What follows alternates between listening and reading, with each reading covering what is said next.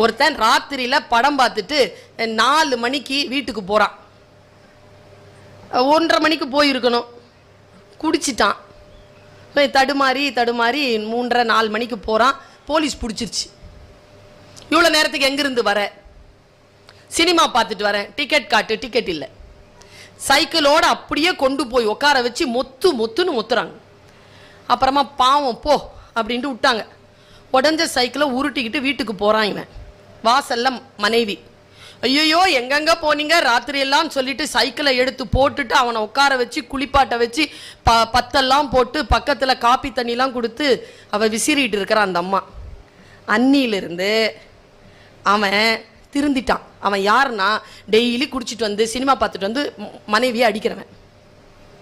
அவன் ஏன் திருந்தினான்னா காரணமே இல்லாம அடி வாங்கினா எவ்வளவு வலிக்கும்னு அவனுக்கு தெரிஞ்சு போச்சு.